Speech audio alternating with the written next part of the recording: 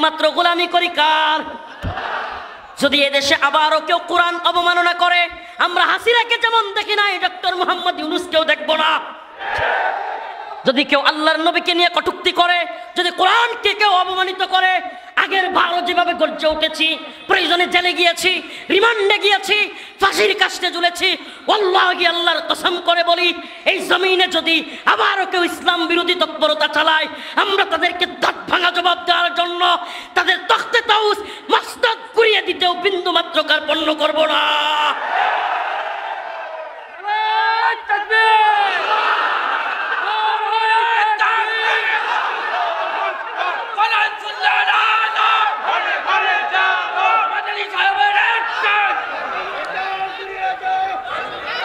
প্রিয় ভাইরা আমার, আমাদের বক্তব্য ক্লিয়ার থাকা চাই, নাইলে 2 দিন পরে পরে খালি দেখবেন শত্রু চেঞ্জ হইতেছে, কিন্তু প্যাটার্ন একই, মানে একই কাজ, কিন্তু লোক পাল্টাইতেছে, চেয়ার পাল্টাইতেছে, গদি চেয়ার না, চেয়ার ঠিকই আছে, কিন্তু চেয়ারে যে লোক বয় এটা খালি পাল্টাইতেছে, কিন্তু কাজ কি হইতেছে? আমরা আগে শুনতাম, আপনাদের মনে আছে কিনা, শেখ হাসিনার সময়ে আল্লাহ না করুক কোনো কোরআন অবমাননা ফেসবুকে কিংবা কোনো আল্লাহ নবীকে গালি দেওয়া কিংবা যে কোনো ইসলাম অবমাননা হইলেই হাসিনা ঠাস করে আসা সাংবাদিকদের সামনে বলতো আইডি হ্যাক হয়েছে। ভুলে গেছেন আপনারা? ভুলে গেছেন? কি বলতো? ওই যে গান মনে আছে, কিছু হইলেই জানা নাই শোনা নাই, আইডি হ্যাক হয়েছে, কে আইডি হ্যাক করছে, এটা কার আইডি, সে কি বিচার দিছে কিনা, থানায় আইডি হ্যাক হয়েছে, মামলা করছে কিনা, কোনো কিছু জানা নাই শোনা নাই, কি হয়েছে? এখন আর এক নতুন গল্প শুরু হয়েছে এই গভর্নমেন্টের আমলে, কোন জায়গায় কিছু অবমাননা হইলেই কয় এটা পাগল। আমার প্রশ্ন, নর্থ সাউথ ইউনিভার্সিটি বাংলাদেশের একটা নাম করা নাম করা একটা ইউনিভার্সিটি, বিশ্ববিদ্যালয়।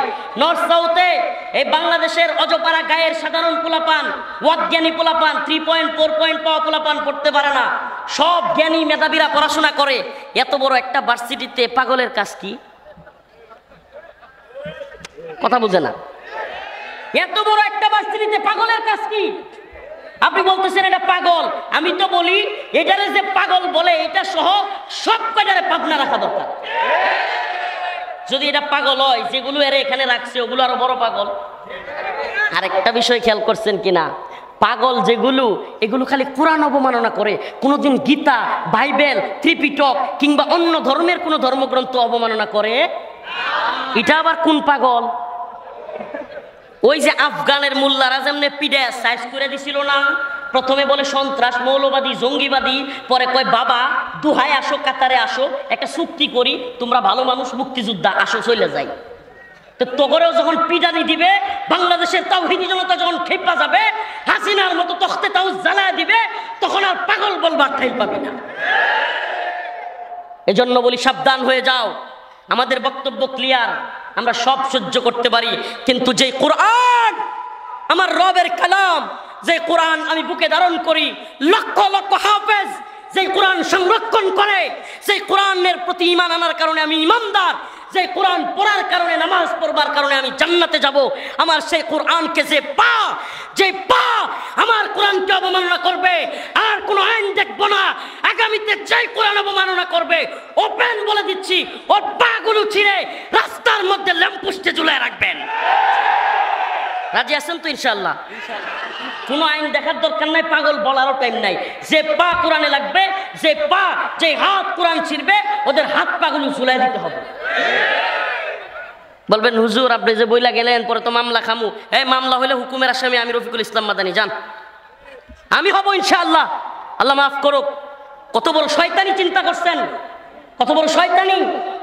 সেই নরওয়েতে, সেই ডেনমার্কে কোরআন অবমাননা হয়, আপনি গর্জে ওঠেন। ওলামায়ে কেরামের মনে থাকার কথা, ডেনমার্কে কোরআন অবমাননা হয়, বাংলাদেশের মানুষ আন্দোলন করে, অথচ আমার দেশে 90% মুসলমানের দেশ বলা হয়, এদেশে দিনে দুপুরে কোরআনকে ছিঁড়ে, কোরআনকে পায়ের নিচে রেখে, তারপরে ওই অবস্থাটা ভিডিও করে, আবার মানুষ যখন ফিরাইতে আসে বলে কি আমার টাকা দিয়ে কিনছে, আমি যেমন চাই তা করবো।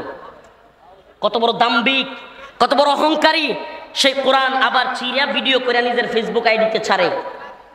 ওই কোরআন যেভাবে ছিঁড়ছে, ওইটার এইভাবে ছিঁড়ে ফেলা দরকার ছিল, মুসলিমদের অন্তরে কষ্ট দিবেন না। যদি বলেন হুজুর আপনারা এই উগ্রবাদী কথা বলেন কেন? একজন একটা কাজ করে ফেলছে, এত উগ্রবাদী, এটাই না ছিঁড়ে ফেলবেন, এ করবেন, এই করবেন, সেই করবেন, এগুলো বলেন। আপনারা তো হুজুর বাক স্বাধীনতায় বিশ্বাস। এই ছেলে, হাট বেটা, 100 বার বলা হয়েছে বেটা। এই ওর এই বাদামগুলো নিয়ে আসেন আমার কাছে, আমি ওর টাকা দিব। কি আশ্চর্য রে ভাই, তোমার 2 বার বললাম, আবার নড়তেছে। তো বলতেছিলাম যে এরা বলবে হুজুর আপনারা মৌলবাদী, উগ্রবাদী, জঙ্গিবাদী, বলে কি বলে না? হুজুর আপনারা বাক স্বাধীনতায় বিশ্বাস করেন না, এরকম ইয়া করে ওঠেন, চিত্তে ওঠেন, এই সেই। আপনাদের একটা ঘটনা মনে করাই দিই, খুব ইন্টারেস্টিং এবং খুব হাসবেন না, হাসার জন্য বলতেছি না। বাংলাদেশে একজন ইউটিউবার কিংবা পরবর্তীতে খুব ভাইরাল, বিভিন্ন অহেতুক ফাহেসা কাজ, বাজে কাজ করে ভাইরাল হয়েছে, আপনাদের পার্শ্ববর্তী এলাকার একটা ছেলে। আমরা যখন কারাগারে ছিলাম তখন এই লোক রবীন্দ্রসঙ্গীত গাইছিল। কি সঙ্গীত? একটু বেঙ্গায়া বুঙ্গায়া। লোকটার নাম হলো বগুড়ার হিরো আলম। রবীন্দ্রসঙ্গীত গাইছিল, মনে আছে আপনাদের? উনাকে নিয়ে কথা বলা বা উনাকে নিয়ে এখন হাসাহাসি করা এটা আমার উদ্দেশ্য না। এই লোক, এই কিছু লোক আছে, এদের জ্বালাই মোবাইল টোবাইল খোলা যায় না। ফেসবুক ইউটিউব খুললে মনে হয় আল্লাহ, এরা কি শাস্তি যে আমরা মোবাইল কিনছিলাম এদের জন্য, মানে মনে হয় এর চাইতে বড় শাস্তি আর হইতে পারে না, খালি এদের ভিডিও আসে। তো এটা আমার উদ্দেশ্য না বলা। রবীন্দ্রসঙ্গীত গিয়েছিল, আমরা তখন কারাগারে, কিন্তু নিউজগুলো দেখতাম। আপনাদের মনে আছে না ভুলে গেছেন সবাই? রবীন্দ্রসঙ্গীত, ওই রবীন্দ্রসঙ্গীত গাওয়ার কারণে রবীন্দ্রনাথের যেগুলো উম্মত, নাউজুবিল্লাহ, এরা আল্লাহর নবীর উম্মত না, এরা আল্লাহর বান্দা না, রবীন্দ্রনাথের বান্দা যেগুলো, রবীন্দ্রনাথের গোলাম, এই রবীন্দ্রনাথের গোলামগুলোর লেনজায় আগুন জ্বলে গেছিল। আমাদের রবি ঠাকুরকে নিয়ে ব্যঙ্গ করা হয়েছে, এই হিরো আলম কেন তুমি আমাদের রবীন্দ্রনাথকে নিয়ে সঙ্গীত গাইলে? তোমার সুর নাই, কিছু নাই। একেবারে তেলে বেগুনে জ্বলে গেছে, সবগুলো লেনজায় আগুন লেগে গেছে। হিরো আলম কত বড় সাহস, আমাদের রবি ঠাকুর, আমাদের গুরুজিকে নিয়ে এভাবে ব্যঙ্গ করলো।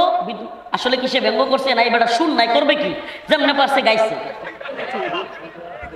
হিরো আলমের সুর নাই, যেমনে পারছে রবীন্দ্রসঙ্গীত গাইছে। ওমা কেন গাইলো, এই করলো, সেই করলো, হাই রে। আপনারা মনে আছে কিনা, তৎকালীন সময়ে ভণ্ড ডিবির প্রধান, ওই বাটপার ডিবি হারুন, তার অফিসে হিরো আলমকে ডাইকে নিছিল।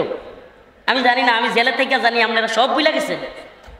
হিরো আলম রে যে ডিবি হারুনের এনে ডাইকে নিছিল, এমনকি ডাইকে নিয়া হিরো আলমকে বলছে যে তোমারে গ্রেফতার করা হবে যদি আর কখনো এই ধরনের রবীন্দ্রসঙ্গীত গাও। সে মুসলেখা দিছে, জীবনে কোনোদিন আর আমি রবীন্দ্রসঙ্গীত গাইব না। ও মুসলমান ইমানদার, ও নওগাঁর মুসলমান, ঘটনাটা হেসে উড়িয়ে দিবেন না, খুব সেন্সিটিভ এবং খুব গুরুত্বপূর্ণ একটা তথ্য আছে এখানে। এদেশের কালচারাল ফ্যাসিস্ট, এদেশের কালচারাল জালেম যেগুলো, আমাদের শিল্প সাহিত্য সংস্কৃতির সবচাইতে বড় শত্রু যেগুলো, এই তথাকথিত সুশীলরা রবীন্দ্রনাথের সঙ্গীত হিরো আলম গাইলে তাদের গায়ে জ্বালা পোড়া হয়। রবীন্দ্রনাথের সঙ্গীত হিরো আলম বেসুরা গলায় গাইলে তাকে গ্রেফতার করতে বলে, তাদের পিণ্ডিতে আগুন জ্বলা যায়, তারা গ্রেফতার করায়া ওখানে হুমকি দুমকি দেয়া, জীবনে আর কোনোদিন হিরো আলম যাতে এই সঙ্গীত গাইতে না পারে ওই মুসলেখা নেই। কিন্তু এই একই ভণ্ডগুলো যখন আমার রসুলকে কটূক্তি করা হয়, তখন আমার রসুলকে নিয়ে ব্যঙ্গচিত্র করা হয়, যখন কোরআনকে অবমাননা করা হয়, এদেশের তাওহীদবাদী প্রজন্ম গর্জে উঠে, মুসলমান সহ্য করতে পারে না, তখন এই ভণ্ড সুশীলরাই, এই ভণ্ড এই রবীন্দ্রনাথ এর উম্মতগুলো, এর বক্তগুলো তখন বলে হুজুররা মৌলবাদী, জঙ্গিবাদী। বলে কি বলে না? রবীন্দ্রনাথের সঙ্গীত গাইলে তোমরা মনে করো ব্যঙ্গ হয়ে গেছে, জৈলাপুরা ছাই হয়ে যাও, মানুষকে গ্রেফতার করো, থ্রেট দাও, ওখানে নিয়ে মুসলেখা রাখো, আর জীবনে রবীন্দ্র সঙ্গীত গাইবে না। অথচ আমার রাসূল আকায়ে নামদার তাজদারে মদিনা সরদারে দু আলমকে ব্যঙ্গ করলেও তোদের গায়ে জ্বলে না, উল্টা তোরা আরো আলেমদেরকে, তাওহীদি জনতা যারা গর্জে ওঠে তাদেরকে জঙ্গিবাদী, মৌলবাদী ট্যাগ দাও। তোদের চাইতে ভণ্ড, তোদের চাইতে বাটপার দুনিয়াতে আর কেউ নেই। আরে তোদের রবি ঠাকুর তো হলো পতিতালয়ের হেডমাস্টার, পতিতালয়। আপনারা অবাক হয়ে গেছেন যে হুজুর এটা কি কয়? পরকীয়ার হেডমাস্টার, অবৈধ প্রেম মেলামেশা, বিবাহ বহির্ভূত সম্পর্কের হেডমাস্টার এই রবি ঠাকুর। ইতিহাস পড়েন, জানেন কথা মিথ্যা হলে আমার যা লাগে আমি তা দিব। ইতিহাস পড়েন। এই লোক তোদের কাছে এত সম্মানী, সরদারে দো আলম, আমাদের কাছে কোটি কোটি রবি ঠাকুর না, যদি পুরো পৃথিবীর রবি ঠাকুর একত্রিত হয়, আকায়ে নামদারের একটা চুলের আগায় যে গাম আসে ওই গাম মুবারকের সমান মূল্য এদের নাই। আমাদের নবী সাল্লাল্লাহু আলাইহি সাল্লাম, যাকে এখনো শত শত কোটি মুসলমান ভালোবাসে, যেই সরদারে দো আলম, পুরো পৃথিবীর মুসলিম উম্মার আইডল নেতা। আরে বেটা, এখনো পুরা পৃথিবীতে একটা মাত্র বিষয়, যেই বিষয় এমন একটা লোক যার ব্যাপারে কথা বললে 100 কোটির উপরে মানুষ গর্জে ওঠে, সমস্ত পৃথিবীর ক্ষমতার মসনদগুলো কাঁপতে থাকে, তার নাম মুহাম্মদ আরবি সাল্লাল্লাহু আলাইহি ওয়াসাল্লাম। এজন্য তো আমি বলি, কারো অন্তরে ভালোবাসা তৈরি করতে হইলে ছবি দিয়া, এটা আমি মাঝে মাঝে আওয়ামী লীগের লোকদেরকে বলতাম যে ছবি দিয়া, ভাস্কর্য দিয়া, টাকার মধ্যে ছবি দিয়া, ব্যাংকে, আদালতে, মাদ্রাসায়, স্কুলে, সব জায়গায় বড় বড় বিলবোর্ড, সাইনবোর্ড, বড় বড় ছবি, ব্যানার লাগায়া, পুলিশের, র্যাবের, সেনাবাহিনীর বুকের মধ্যে, বল্টুর মধ্যে শেখ মুজিবের কল্লা লাগায়া, তারপরেও 16 মিনিট যায় নাই 5 আগস্টের, 16 মিনিটও যাইতে পারে নাই। 16 বছরে যেই চেতনা ব্যবসা, যেই মূর্তি আর ভাস্কর্য বানাইছে, 16 মিনিট যাইতে পারে নাই, কল্লা দইরা মারো টান, মূর্তি হয়ে গেছে খান খান। অথচ একটা মূর্তি নাই, একটা ভাস্কর্য নাই, একটা ছবি নাই, কোনো টাকার মধ্যে, কোনো কিছুর মধ্যে দিতে হয় নাই।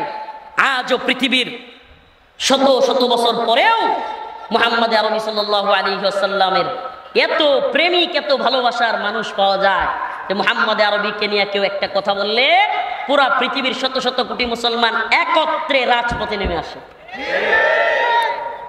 তো আমাদের সেই নবী সাল্লাল্লাহু আলাইহি সাল্লামকে নিয়ে তোরা যখন কটূক্তি করিস, তোদের রবি ঠাকুরের কথা গায়ে লাগে, তোদের নেতা নেত্রীর কথা তোদের গায়ে লাগে, আর আমাদের গায়ে লাগলে আমাদেরকে বলিস মৌলবাদী, জঙ্গিবাদী। আমি বলি চিটিং ছাইরা ভালো হয়ে যায়। প্রিয় ভাইরা আমার, বন্ধুগণ আমার, আলোচনা অনেক লম্বা হয়ে গেছে, আল্লাহ আমাদেরকে বোঝার তৌফিক দান করুক, বলেন আমিন। আর লম্বা করতে পারবো না, শুধু আমি আয়াতের আলোচনায় চলে যাচ্ছি। قد أفلح المؤمنون, আল্লাহ রাব্বুল আলামিন বলেন মুমিনরা সফল। কারা সফল বলেন না? কারা সফল? মুনাফিকরা, বেঈমানরা, খ্রিস্টানরা, মুশরিকরা। মুমিনরা সফল। প্রকৃত ঈমানদার হইতে হবে তো আমাদের। আল্লাহ বলেন আল্লাযীনা হুম ফি সালাতিহিম খাশিউন, প্রকৃত মুমিন তখনই তুমি হতে পারবা যখন তুমি খুশু খুজুর সাথে, বিনয়ের সাথে, একাগ্র চিত্তে নামাজ আদায় করবা। কি করবা? তাইলে প্রকৃত ঈমানদারকে যে একাগ্র চিত্তে, বিনয়ের সাথে, খুশু খুজুর সাথে নামাজ আদায় করে। আমরা সবাই নামাজ আদায় করবো তো ইনশাআল্লাহ? যারা হাত তুলছি না তারা কি পড়বো না? লিল্লাহি তাকবীর। আয় আল্লাহ বলেন, আয় আল্লাহ আজকে থেকে নিয়ত করতেছি আর নামাজ ছাড়বো না। আয় আল্লাহ আর গুনাহ করব না। হাত নামান। আল্লাযীনা হুম ফি সালাতিহিম খাশিউন, আল্লাহ রাব্বুল আলামিন বলেন প্রকৃত মুমিন, সফল মুমিনের প্রথম সিফাত, প্রথম গুণাবলী হলো সে সফল তখনই হবে যখন সে আল্লাহর পাকের কাছে সিজদায় অবনত হয়। এখন বুঝবেন না, শুক্রবার জুমার দিনে জুমার নামাজ পড়ে বের হইলে মনটা ভালো লাগে কি লাগে না? লাগে কি লাগে না? আল্লাহ বলেন আল্লাযীনা হুম ফি সালাতিহিম খাশিউন ওয়াল্লাযীনা হুম আনিল লাগবি মুরিদুন, প্রকৃত সফল মুমিন হলো তারা যারা কোনো ফাহেসা কাজে জড়িত হয় না। গান বাজনা, ডিজে পার্টি, যাত্রা ফাত্রা, কোনো কুফরি কাজ, শিরিকি কাজ, মূর্তি পূজা, দুর্গা পূজা এগুলোতে চায় না। সেই হলো প্রকৃত সফল ঈমানদার, সফল মুমিন। ওয়াল্লাযীনা হুম আনিল লাগবি মুরিদুন ওয়াল্লাযীনা হুম লিযাকাতি ফাইলুন, প্রকৃত ঈমানদার হলো যাকাত আদায়কারী। ওয়াল্লাযীনা হুম লিফুরুজিহিম হাফিজুন, প্রকৃত ঈমানদারের আরেকটা গুণাবলী হলো সে তার লজ্জাস্থানকে হেফাজত করে। কি করে বলেন না? লজ্জাস্থানকে কি করে? লজ্জাস্থান যৌন চাহিদা একমাত্র নিবারণ করে বিয়ের মাধ্যমে। কোনো ফাহেসা কাজ করে নয়, কোন ধরনের খারাপ কাজে জড়িত হয়ে, জিনার কাজে জড়িত হয়ে নয়। আল্লাহ পাক আমাদের সবাইকে নেককার প্রকৃত ইমানদার হওয়ার তৌফিক দান করুক, নামাজি ইমানদার হওয়ার তৌফিক দান করুক, লজ্জাস্থানকে হেফাজত করার তৌফিক দান করুক, যাকাত আদায় করার তৌফিক দান করুক, মূর্তি পূজা এরপরে যত জঘন্য কুফরি কাজ আছে সেগুলো থেকে বিরত থাকার তৌফিক দান করুক। ওয়া আখিরু দাওয়ানা আলহামদুলিল্লাহি রাব্বিল আলামিন। আসসালামু আলাইকুম ওয়া রাহমাতুল্লাহি ওয়া বারাকাতুহু।